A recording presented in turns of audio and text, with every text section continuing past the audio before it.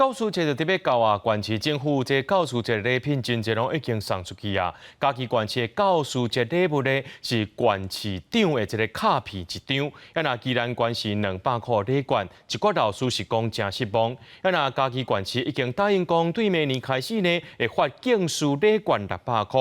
那讲到既然敢要甲这礼券的金额给复原呢，这部分是讲搁爱讨论。另外，跟它很像，这个也叫做法。老师普通些啊，认真教册，培养后一代教师节将军教。不过，宜兰县政府2月开始分的教师节礼物，敢若公益礼券200块，互一寡老师真失望。年物价一直起，宜兰的教师礼券和其他的县市比差有够多。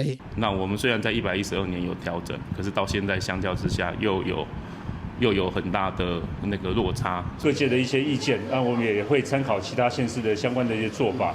那就针对这个额度的部分呢，我们在明年度会来做一个规划来研议。县政府回应讲，这届所分的敬师礼券总共8800份，对象包括公私立高中及以下含幼儿园的老师、代课师、甲教职员，范围是全国上宽，是不是要提高经验，搁爱研究？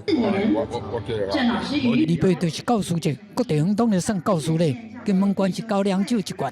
台北市礼券2000，新北市礼券1000，高雄市、台中市拢礼券600，新竹特别是2000一支。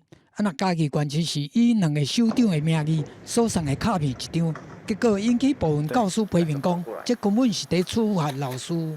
但是，现场基层的老师需要的是我们教育首长更加重视、更加优质化我们的教育环境。那同时，我们也已经在明年编列了。我们这个每一位老师都有600元的礼金。那我们可以会编相关的这个条例啊，然后来明年我们就发放600块的礼券。地方政府要怎改良教育环境，依然是济基层老师上大的嘛。这届面对外界对着教师礼的反应，嘉义县市政府是承诺明年开始会分礼券600块，在这个特别的节日，各县市政府的祝福礼，敢有辛苦的教师会当快乐过节，煞变做讨论的议题。记者综合报道。